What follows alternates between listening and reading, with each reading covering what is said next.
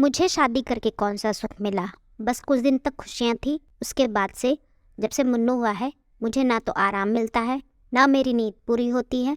ऐसा लगता है कि बच्चे की पूरी जिम्मेदारी सिर्फ मेरी है। रीना बड़बड़ा रही थी और उधर विवेक को भी अब गुस्सा आने लगा था।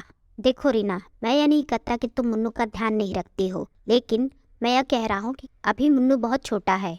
तुम्हें सबसे पहले मुन्नू का ही ध्यान रखना चाहिए, उसके बाद कोई और बात सोचनी चाहिए। तुम्हारे कहने का मतलब है कि मैं किसी से फोन पर बात भी नहीं कर सकती? तुम भी तो बगल में अखबार पढ़ रहे थे ना, तो तुमने क्यों नहीं देखा जब मुन्नू टेबल पर से गिर रहा था? बोलते हुए रीना की आवाज़ तेज हो गई थी, जिसे सुनकर अपनी गलती मानने की बजाय विवेक और भी नाराज हो गया और बोला, वह सब मैं नहीं जानता, यह सब तुम्हारी लापरवाही का ही परिणाम है। तभी मुन्नू को चोट लगी है, वह तो गनीमत है कि उसके पैरों में लगी, कहीं और लगी होती तो कैसे फूट जाता, तो उसकी जिम्मेदार सिर्फ तुम होती। बस सारा इल्ज़ाम मुझ पर लगा दो और क्या। रीना भी कहाँ चुप रहने वाली थी। बहरहाल पति पत्नी का झगड़ा कुछ दिन चला, फिर दोनों में हल्की फुल्की बातचीत शुरू हो गई, पर दोनों का व्यवहार कुछ असहज सा था।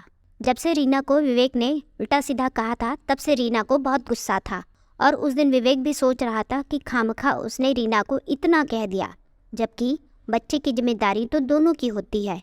उसके 2-3 दिन बाद जब विवेक ने रीना से माफ़ी मांगी तो रीना की आंखों से झरझर आंसू बहने लगे, क्योंकि उसे उम्मीद नहीं थी कि विवेक को अपनी गलती का एहसास होगा। दोस्तों, उम्मीद करती हूँ कहानी आपको अच्छी लगी होगी, और आपकी जो भी राय है कमेंट में लिख के बताइए। तो फिर मिलते हैं कि अगली कहानी के साथ।